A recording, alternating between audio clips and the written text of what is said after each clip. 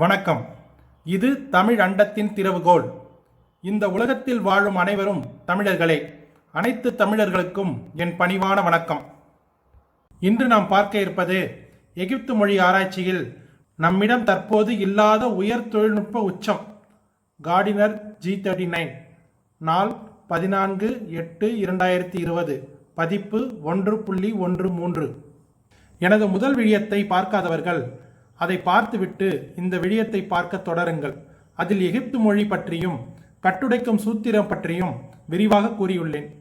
அந்த விழியத்தின் பெயர் தமிழ் மொழி 5000 வருடம் பழமையானதா, எகிப்து மொழி தமிழா?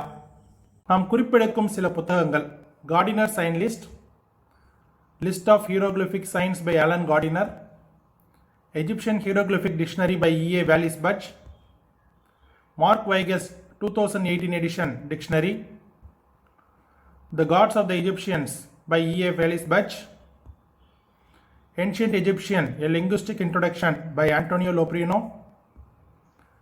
Sage Kamath, Egyptian Scribe, Phonology and Phonetic Reconstruction Project.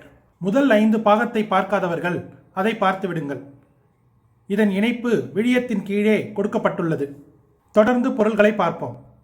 Loaves, தனி கூறாக சூடப்பட்ட அப்பம். தானிய கூரையாக சூடப்பட்ட அப்பன். அப்பன் என்றால் யாரை குறிப்பிடுகிறார்கள்? வாருங்கள் பார்ப்போம்.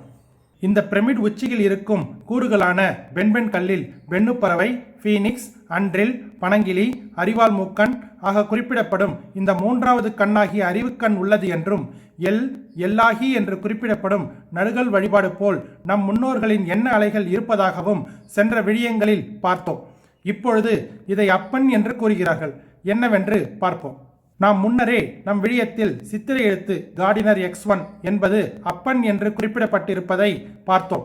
இங்கே பாருங்கள். மார்க் வைகஸ் 2018 எகிப்து மொழி அகராதியில் இதை அப்பன், தாத்தன், சித்தப்பன், முன்னோர் என்று நம் முன்னோர்களை அப்பன் என்று குறிப்பிடுகிறார்கள். கருப்பட்டிக்கு எதற்கு இந்த உருவம்?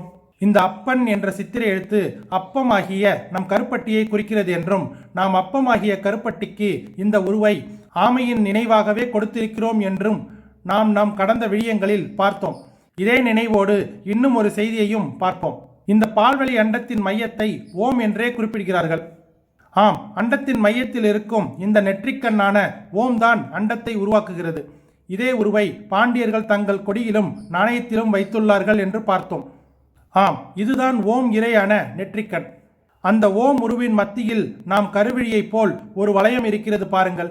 இதே நினைவோடு இன்னும் ஒரு செய்தியையும் பார்ப்போம்.